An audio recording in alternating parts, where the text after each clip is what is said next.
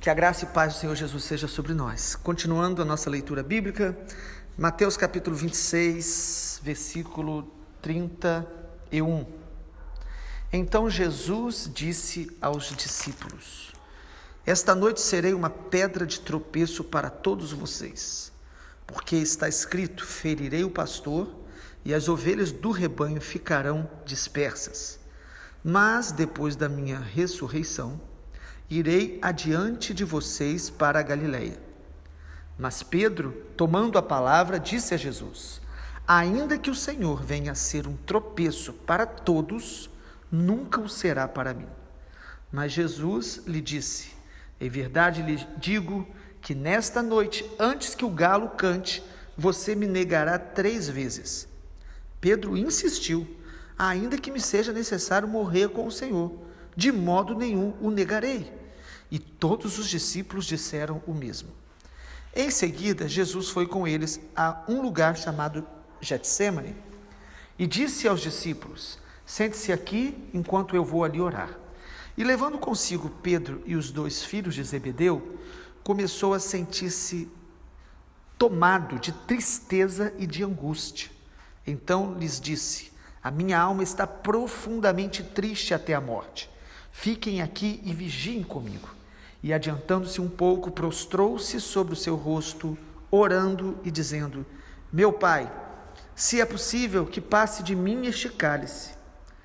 Contudo, não seja como eu quero, e sim como tu queres.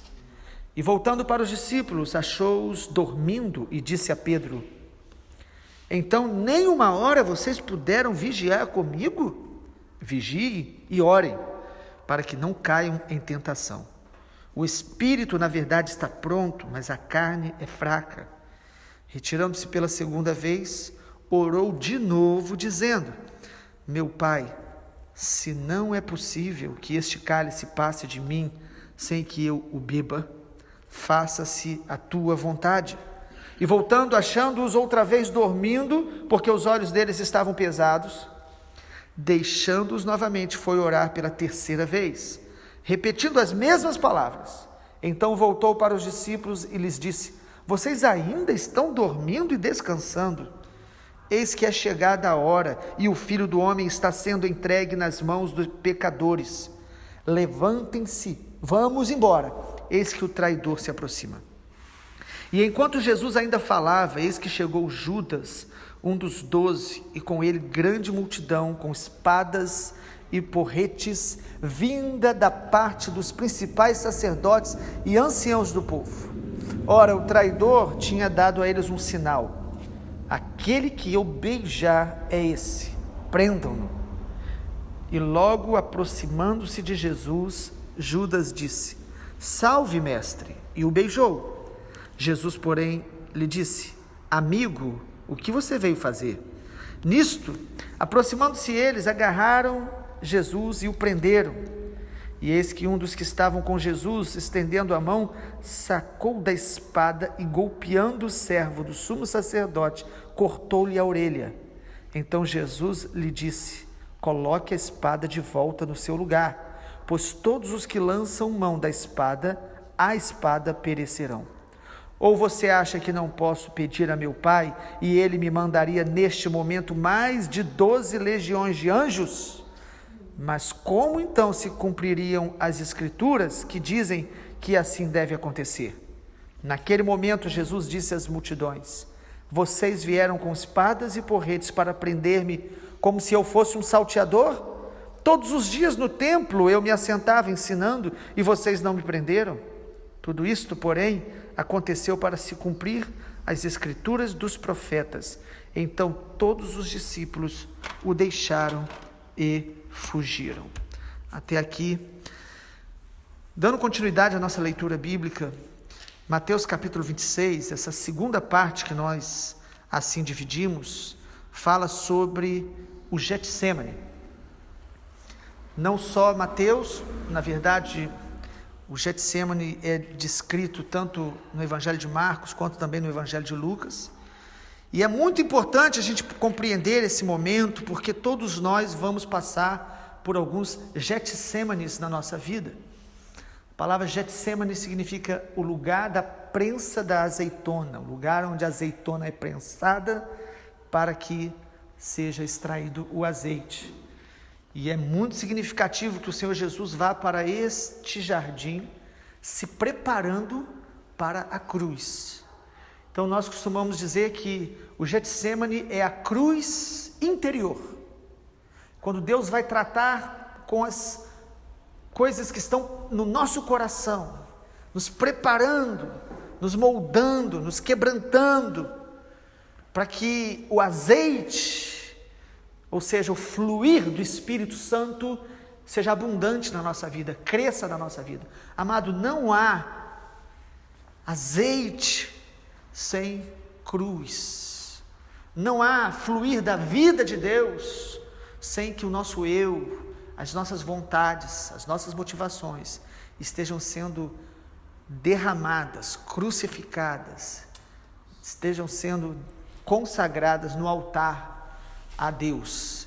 Então Jesus vai para o Getsemane, e nesse tempo de Getsemane nós podemos aprender muitas coisas com o Senhor. Primeiro a gente percebe que Jesus, ele quis preparar os discípulos para o nível de sofrimento, de batalha, de crise que eles enfrentariam quando vissem o Senhor Jesus sendo preso, sendo crucificado. Foi para os discípulos um momento de crise, porque eles não imaginavam que seria assim. Sabe, irmãos, nós podemos conhecer a Deus, amar Jesus, mas nós não imaginamos como as provas vão ser, os detalhes. Às vezes o Senhor, Ele até nos alerta, nos dá sinais que nós teremos batalhas. A própria Bíblia o tempo todo nos diz que teremos aflições, mas às vezes elas vêm de formas que nós não esperamos, são inesperadas, imprevisíveis.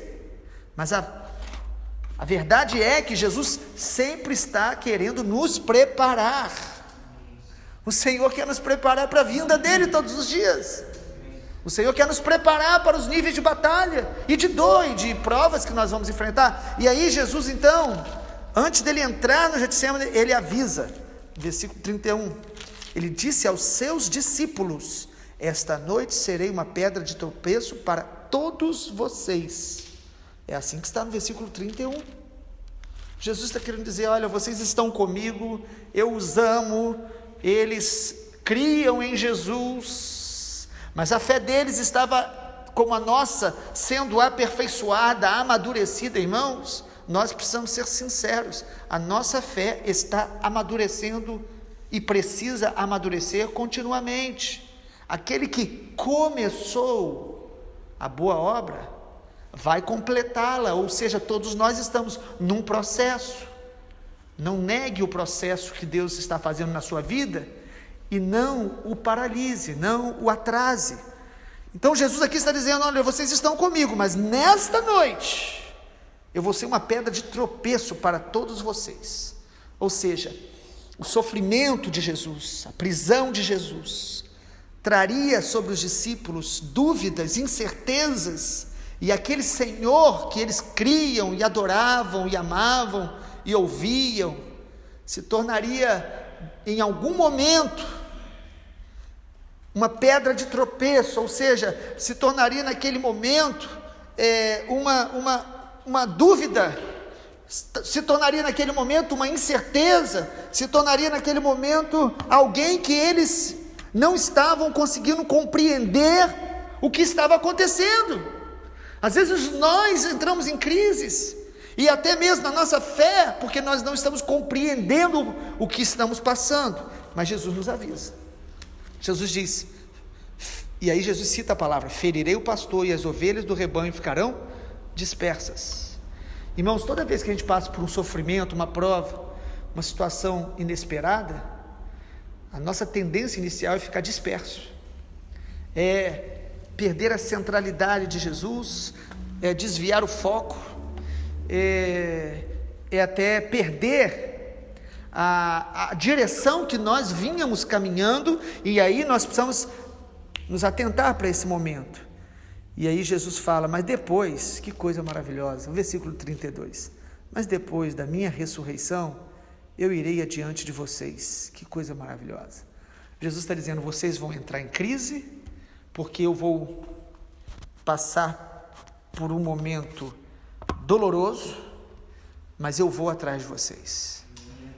Vocês vão passar em crise, porque vai acontecer algo que vocês não estão entendendo, e eles não entenderam, mas eu vou atrás de vocês. O Senhor Jesus sempre vem atrás da gente para nos restaurar, nos reconciliar e nos curar. E aí, irmãos, qual é a reação de Pedro? Versículo 33. Geralmente Pedro toma a palavra, ele quer falar primeiro, como nós às vezes somos assim, né? Pedro na mesma hora diz, ainda que o Senhor venha a ser um tropeço para todos, nunca o será para mim. Pedro se coloca acima dos demais, ele diz, todos podem te negar, eu jamais te negarei, mostrando aqui uma autossuficiência, uma prepotência, parece às vezes coragem, mas a gente vai ver logo depois que não foi. Irmãos, as nossas motivações e as nossas palavras serão provadas na hora que enfrentarmos a realidade. A realidade, ela expõe o nosso coração, ela expõe a nossa fé. Nós temos passado por dias difíceis, dias maus, como nação e como nações, mas nós precisamos ouvir o que o Senhor está querendo nos falar e ensinar, e inclusive reconhecer o nível da nossa fé nesta hora, para crescermos, reconhecer a profundidade das nossas convicções e da nossa comunhão com Deus nesse momento, para que a gente possa amadurecer. Mas Pedro diz, todos podem, eu não. E aí Jesus, de maneira muito clara, diz, Pedro, versículo 34, nesta noite, você me negará 3 vezes. Aí Jesus traz uma palavra profética específica, porque, na verdade, Jesus disse que todos, e realmente todos se dispersaram, mas Pedro, de maneira específica, o negou 3 vezes. E aí Pedro insiste, irmãos. Às vezes o Senhor está nos corrigindo, nos alertando, e nós insistimos na nossa arrogância, na nossa prepotência, nós insistimos em afirmar uma fé que nós não a temos. Pedro diz, de modo nenhum te negarei, se necessário for, eu morro com o Senhor. E aí todos os discípulos, para não ficar para trás, dizem, não, nós também, a gente também está disposto a morrer, até que vem o Getsemane. Irmãos, o Getsemane, nós já falamos, é o lugar da prensa, e aí eu quero aprender com Jesus, e compartilhar com os irmãos aqui, como Jesus enfrentou o Getsemane. Como nós temos que enfrentar os nossos Getsêmanes, os nossos momentos de dor, de lágrimas, de sofrimento. Assim, primeiro é importante perceber que Jesus ensinou os discípulos a vigiar e orar. Essa expressão aparece no versículo 41, vigie e orem. É significativo que Jesus coloca vigiar antes de orar. Ontem lemos 1 Pedro capítulo 4, em nosso pequeno grupo, que temos em nossa igreja, e é interessante, na versão que a gente usa da Bíblia, a nova Bíblia Almeida atualizada, né? Que 1 Pedro capítulo 4, versículo 7 diz, o fim de todas as coisas está próximo, portanto, sejam criteriosos e sóbrios para poderem orar. A versão, então, que a gente tem usado, a nova Bíblia Almeida atualizada, Nova Almeida atualizada, ela diz que nós precisamos ser vigilantes e sóbrios para podermos orar, ou seja, para que a gente tenha a vida de oração legítima e profunda, nós vamos precisar vigiar, ser criteriosos, nós vamos precisar se livrar das distrações, senão nós podemos fazer da oração um exercício religioso, formal, mecânico, sem poder, sem transformar a nossa vida e sem intimidade com Deus. Então Jesus fala, vigie e ore, sejam sóbrios, atentos, alertas, para vocês poderem orar, porque nós não oramos porque não vigiamos. Nós não oramos mais profundamente porque outras coisas nos distraem. Às vezes as bênçãos, às vezes dores, às vezes, as provações, os ventos, os problemas. Então Jesus coloca: vigie e ore. E o que Jesus nos ensina? Como Jesus enfrentou o Getsemane? 4 maneiras. Primeiro, Jesus enfrenta o Getsemane intensificando as suas orações. Ele vai orar. Versículo 36, ele foi para o Getsemane e disse aos discípulos: sente-se aqui. Ele deixou alguns discípulos mais distantes, enquanto eu vou ali orar. Amado, não importa a dor, o sofrimento, não importa as crises, se eu e você estamos percebendo um momento de maior pressão, nós devemos orar mais, nós devemos buscar mais, nós devemos nos esforçar mais para estar diante do Senhor. Jesus intensifica as suas orações no Getsemane. A nossa carne às vezes está tão aflita por causa das pressões que a gente enfrenta, que às vezes a gente fica sem força para orar. Quantas pessoas eu ouço falar, e quantas vezes eu já falei isso: estou tão cansado, estou tão angustiado que eu não consigo orar. Isso é um engano do nosso coração. Nós deveríamos, mesmo sem força, mesmo angustiados, nos lançar e buscar o Senhor. Jesus chega a dizer para Pedro o seguinte, e para os 2 que ele levou com ele, ele chama 3 para estarem mais perto dele, mas ele diz assim: vocês não podem vigiar nem uma hora? Versículo 40, ele se volta para os discípulos, mas ele diz a Pedro: você não consegue vigiar nem uma hora comigo? Irmãos, Pedro era rápido para se auto-justificar, para mostrar sua autossuficiência, mas era demorado para orar, para realmente se posicionar em oração, para vigiar em oração. E aí Jesus fala: nem uma hora você consegue ficar, e alguns usam esse termo para dizer que nós temos que ter, no mínimo, 1 hora de oração, de comunhão com Deus por dia.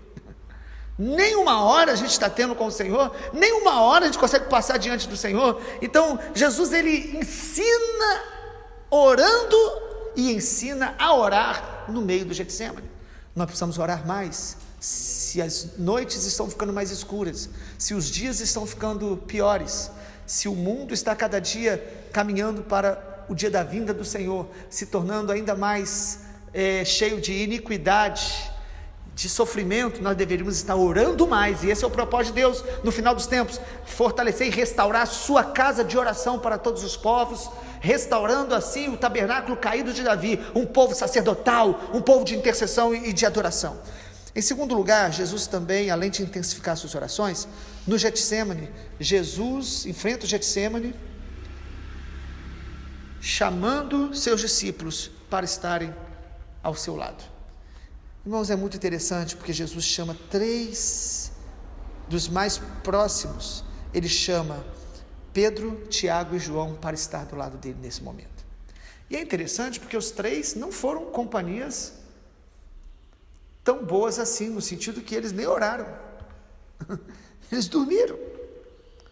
Porque às vezes a gente pensa: eu queria que alguém estivesse do meu lado, mas as pessoas não querem orar, as pessoas não são como eu espero, elas erram muito, e a gente sempre acaba colocando uma crítica excessiva aos outros. Mas Jesus, sendo Filho de Deus, sendo Deus, ele no Getsemane não fica sozinho. Irmãos, nós não podemos nos isolar nos momentos difíceis. Nós precisamos ter pessoas ao nosso lado que orem conosco, que a gente compartilhe as nossas dores, as nossas angústias. Nós não devemos ficar nos escondendo e mantendo uma aparência de super crentes. Nós devemos ter pessoas que conhecem a nossa dor, e a gente chama para orar, para estar do nosso lado, mesmo que elas não consigam orar e nem ajudem muito. Mas a companhia é importante, a comunhão é importante. Há um termo hoje muito usado: isolamento social. A gente precisa tomar cuidado com esse termo, né? Melhor, talvez, alguns já tenham usado, o termo melhor seria distanciamento social, mas nós não podemos estar isolados. Os filhos de Deus precisam estar interligados. Tem pessoas que precisam estar do nosso lado, nos supervisionando, nos corrigindo, nos exortando, e às vezes só de estar ao lado. Às vezes ele não vai ter o que falar ou fazer, mas no Getsemane, amado, não se isole. Satanás, ele tenta nos isolar para nos destruir. Há pessoas que até estão no meio dos outros, mas estão emocionalmente isoladas. Terceiro lugar, no nosso Getsemane, a gente aprende com Jesus. Jesus nos ensina a se submeter à vontade do Pai. É a oração que Jesus faz aqui 3 vezes. Ele diz: Pai, se possível, passa de mim este cálice. Versículo 39. Contudo, não seja como eu quero, e sim como tu queres. Aqui a gente vê nosso Senhor Jesus, na sua humanidade, dizendo: Pai, o cálice que ele ia tomar, irmãos, era o cálice da ira de Deus. Da ira de Deus sobre o pecado de toda a humanidade.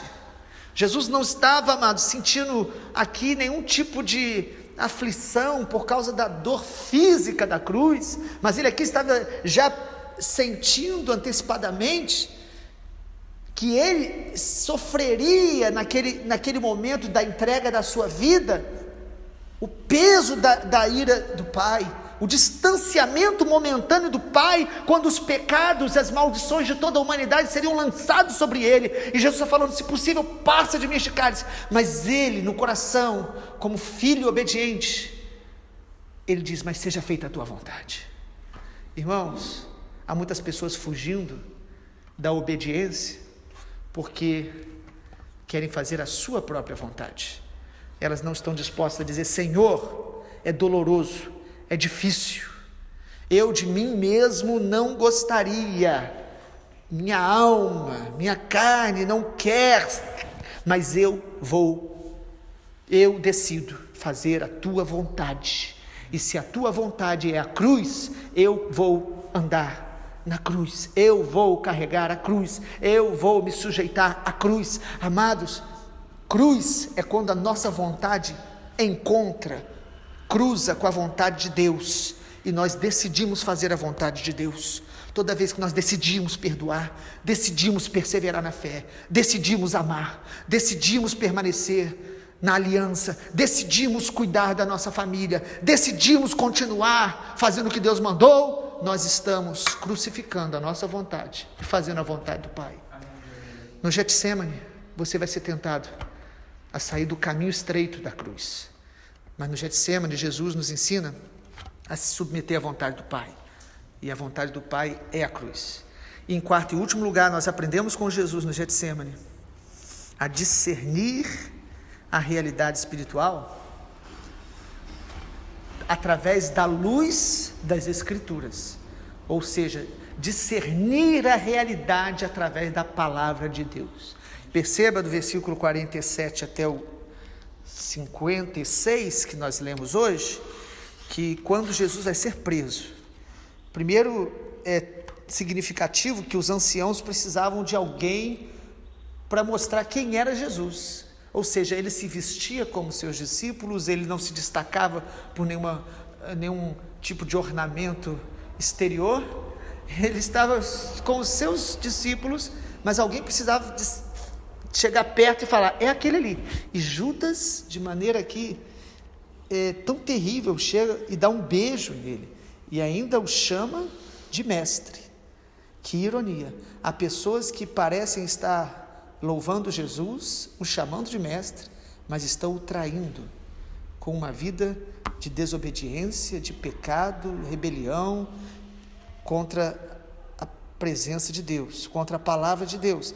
E aí, quando Jesus ali é entregue, aí há uma reação inicial. Os irmãos sabem que Pedro pega a espada, ele deve ter pensado: agora nós vamos reagir, e agora Jesus vai estabelecer o seu reino, impondo mesmo como um governante político deste mundo. Mas ele ainda não compreendia que o reino de Deus está dentro de nós, e ele corta a orelha de um servo ali do sumo sacerdote. E aqui não diz, mas no Evangelho de Marcos, João também fala sobre esse momento, diz que Jesus colou a orelha daquele homem, mostrando que ele não estava sendo preso porque aquelas pessoas eram muito fortes e poderosas. Jesus estava se entregando, ou seja, tudo que estava acontecendo, Jesus tinha a compreensão do propósito de Deus, da palavra de Deus. E aí Jesus fala para eles, no versículo 52, coloque a espada de volta. Quem usa da espada vai perecer com a espada. Quem vive brigando com armas carnais, naturais, vai sofrer as consequências disso. E aí Jesus fala, se eu quisesse, que coisa tremenda, versículo 53, eu poderia pedir ao Pai, Ele mandaria nesse momento mais de 12 legiões de anjos. Jesus está dizendo, o Pai está no controle de todas as coisas, se eu clamasse, isso não aconteceria, mas isto está acontecendo porque a palavra de Deus está se cumprindo. Irmãos, nós precisamos entender, diante de toda a realidade, a palavra de Deus que está se cumprindo. Estamos enfrentando momentos difíceis, mas o que a palavra de Deus tem a nos ensinar sobre isso? Como nós devemos nos mover debaixo da palavra de Deus nos momentos de crise, de dificuldade, de sofrimento. Então Jesus tinha o discernimento do que a palavra de Deus dizia acerca daquilo. E ele diz no versículo 54, mas como se cumpririam as escrituras que dizem que assim deve acontecer? Versículo 56, tudo aconteceu para se cumprir as escrituras dos profetas. Então todos os discípulos o deixaram e fugiram porque não compreenderam as escrituras, fugiram porque não discerniram o dia mau, fugiram porque a fé deles estava ainda embrionária, ainda imatura, diante de uma realidade muito maior que Deus foi construindo. E depois a gente vai ver isso em Atos e nas epístolas que os apóstolos escrevem. Concluindo, amado, a nossa palavra, nós temos que discernir o Getsêmani à luz da revelação escrita, da palavra de Deus. De acordo com a palavra de Deus, o que eu e você enfrentamos pessoalmente, o que a nação enfrenta, o que as nossas famílias enfrentam, nós precisamos pedir a Deus discernimento e luz da palavra, e caminhar à luz da palavra.